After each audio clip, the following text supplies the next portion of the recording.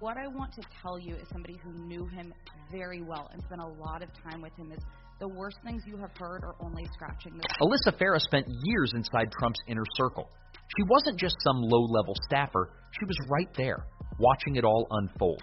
She served as the White House Communications Director and worked in the Department of Defense before that. She saw everything up close. That's why when she speaks out about Trump now, it hits differently. She's not a political opponent, not a journalist, not some outsider guessing what's going on. She was in the room. This is an unprecedented moment that we are in. There has never been, now granted, we're some of the more vocal former Trump staffers, but he has been denounced by all of his most senior staff, something we've never seen in modern American history before. Multiple White House chiefs of staff, multiple secretaries of defense, his former national security advisor, his former White House communications director, people who saw him in the most important decision-making environments have spoken to the fact that he is unfit and that he poses a threat to democracy, and people need to wake up to that. And what she's saying? It's disturbing. According to Farah, the public has barely scratched the surface of what Trump has said behind closed doors. She claims that if people knew the full extent of his remarks, even some of his most loyal supporters would have to think twice. She's hinted at offensive, reckless, and downright shocking statements, things that would make headlines instantly if they ever got out. And while she hasn't given exact quotes, the way she talks about it suggests there's a lot more dirt than what's already been exposed. Something happens when people leave. They can like me very much. I have this woman named Alyssa Farah. She said the greatest things. Long after she left, he's the greatest president we've ever had. He was unbelievable. Then The View offered her a contract. But obviously only if she changed her views. And all of a sudden she can say negative things. Money gets offered to people, and some people change. First of all, his breathing seems weird to me, but what I wanted you to be able to respond. Well, my kingdom for a GOP nominee who doesn't come after daytime TV hosts on his free time. But just as a simple fact pattern, I was on Fox News on January 7th, the day after January 6th, 2021, where I denounced him and said he was unfit for office and should resign, and I've done that every day since. Didn't join The View until nearly 2 years later. But Donald Trump doesn't seem to understand that those of us who served in his administration, we swore an oath to the Constitution. We did not swear an oath of loyalty to Donald Trump. I would never swear one to any politician, and I think he needs to realize we don't owe him anything. But here's the thing. Farah isn't the only one who's had a change of heart. She's joined a growing list of people who once worked closely with Trump and later turned against him. Some of them, like John Bolton and Bill Barr, were key figures in his administration. Others, like former Chief of Staff John Kelly and ex-Defense Secretary Jim Mattis, have openly criticized him. Even Trump's former fixer, Michael Cohen, has gone from defending him to testifying against him. What does that say about Trump? When people leave an administration, it's normal for them to have some disagreements with their former boss. But this is different. This isn't just one or two people. It's a pattern. Over and over, high-ranking officials who once supported him have stepped forward to say he's not fit to lead. That's not politics. That's a warning. I think that to the degree that there was a strategy, it was look tough, look defiant, use the old playbook of this is rigged, this is a witch hunt, and try to command as much media attention as he can. Because again, this is a day he's not on the campaign trail. One of his chief opponents, Governor DeSantis, is being endorsed by Kim Reynolds in Iowa, but he did have the media's attention and American eyeballs on him. And Farah? She's not backing down. She's making it clear that Trump isn't just controversial. He's dangerous. If what she's saying is true, and if there's even more that hasn't come out yet, the real question is, how much longer will people ignore the red flags? Alyssa Farah has made it clear. Trump doesn't treat courtrooms like courtrooms. He treats them like a stage. Instead of focusing on legal defense, he focuses on optics, playing for the cameras, not the judge. And that's exactly what she's calling out. She points to his defiant posture, exaggerated reactions, and interruptions as proof that he's not taking the legal process seriously. Whether it's making faces at the judge, whispering to his lawyers in ways that seem more performative than strategic, or using every break to make bombastic statements outside the courthouse, he's turning serious legal matters into reality TV. A courtroom is supposed to be a place of order, but Trump treats it like a campaign rally. That's not just unusual, it's unheard of at this level. could be the undoing of American democracy, and I don't say that lightly. One very specific thing that he proposed doing at the end of his administration and didn't do would basically change all federal government employees to being political appointees who are fire at will. And so what that would mean is he could literally undo the entire federal government, tens of thousands of people, subject matter experts, people who have spent decades understanding how our government works, working through multiple administrations, and stack it with loyalists who will do anything for him. That will have horrifying effects on everything, on every aspect of the American government. I think you can expect that he is going to go after political adversaries. I think he'll go after members of the media. But here's where it gets even more calculated. According to Farah, Trump doesn't just want to fight his cases legally, he wants to fight them in the media. She argues that he carefully crafts his public persona as a victim of a corrupt system, knowing that his base will eat it up. He's been hit with multiple indictments, but instead of addressing the charges seriously, he spins them into proof that he's being unfairly targeted. In his world, he's not on trial. America is, and he's just the brave warrior standing in the way. It's a strategy that works. His supporters don't see him as a defendant. They see him as a political martyr. But the problem? It's turning serious legal cases into a circus. When Trump floods the media with his version of events, it muddies the waters. Instead of focusing on facts, people pick sides based on loyalty. And when he calls judges biased or says prosecutors are out to get him, he's not just defending himself, he's undermining trust in the entire legal system. It's important to have reporters there in the courtroom to actually relay those facts, because if it was purely communicated through Donald Trump and his attorneys, we wouldn't have the facts. And we also saw Alina Habba, his attorney, give a kind of bizarre speech outside of the courtroom where she was talking about basic procedures that you would have in a courtroom, and seemed like this was an offense against her and the Donald Trump team. They're going to do this. This is classic Donald Trump playbook. It's us versus them. I'm being indicted for you is what he tries to convey to the American public.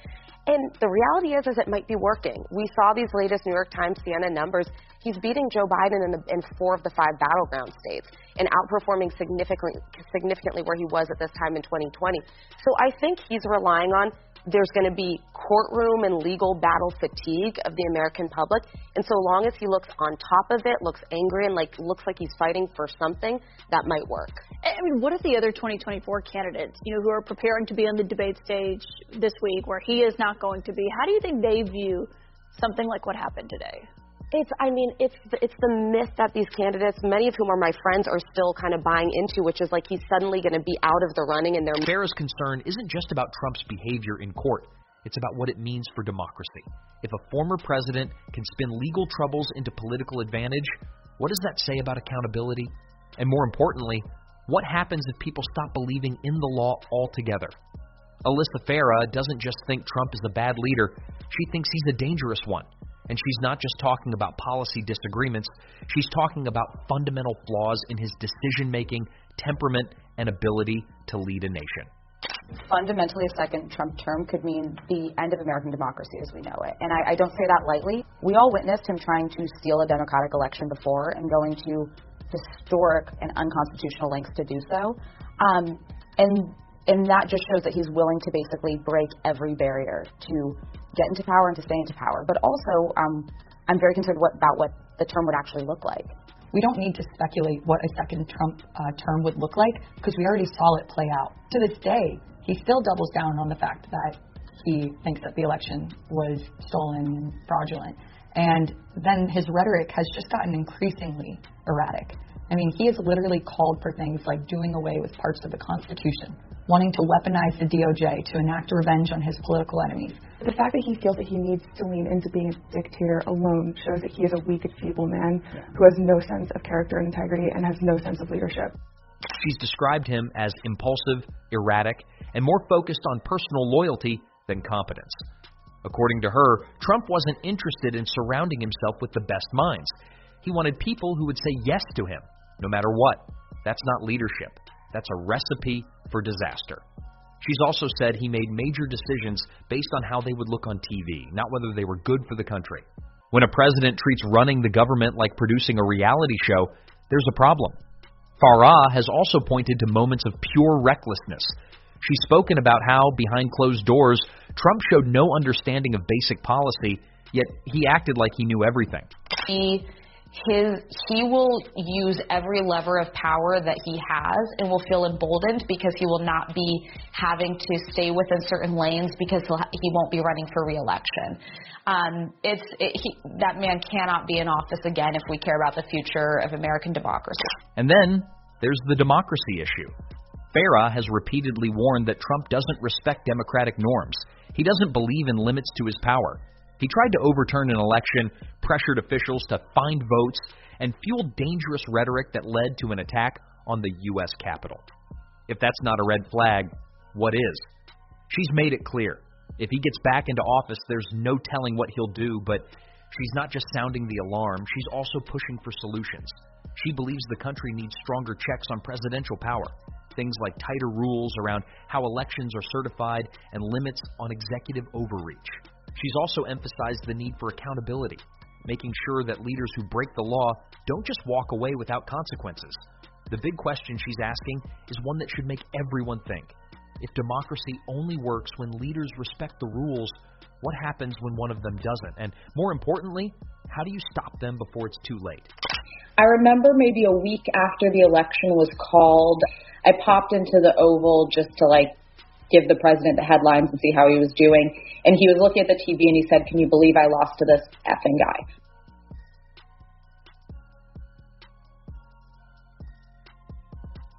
Trump doesn't take criticism lightly, especially from former allies. So when Alyssa Farah started speaking out, he didn't ignore it. Instead, he did what he always does. He hit back. His main argument, that she was perfectly fine with him when she worked in the White House. According to Trump, she was a loyal team player and had no issues with his leadership while she was on the inside.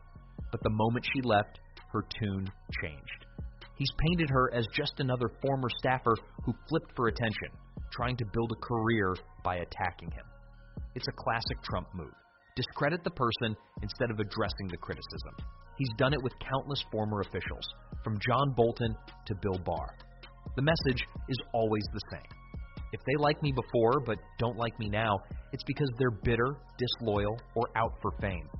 Farah, of course, sees it differently. She's admitted that she stayed quiet for too long, but says she finally spoke out because the stakes were too high. She's not alone in this. Many former Trump officials have said they didn't realize just how bad things were until they took a step back. Some feared backlash, others were afraid of damaging their careers, but once they were out, they couldn't ignore what they had seen. Alyssa, what was the wildest thing that you still cannot believe came across your desk when you were special assistant to Trump in the White House? This is gonna be dark. No, to be honest, one day he wanted to have Kanye West come and do a church service on the White House lawn to unify the country, and I can think of a few things less unifying than that, but we were like, not the time or place, sir. And here's where it gets interesting. Trump's attacks on people like Farah actually prove her point. He doesn't debate the facts. He doesn't defend his record. Instead, he insults, belittles, and tries to turn his base against anyone who dares to criticize him. That's not just a response. That's a strategy. So the real question isn't whether Trump believes what Farah is saying. It's whether his supporters do. Will they see her as another deep state traitor? Or will they start to wonder if so many people who worked with Trump are now speaking out, could they actually be telling the truth? Alyssa Farah's warnings aren't just personal, they're about the future of the country. Trump's leadership, courtroom antics, and attacks on democracy raise real concerns. The question is, will people listen before it's too late? If this got you thinking, share and let others join the conversation.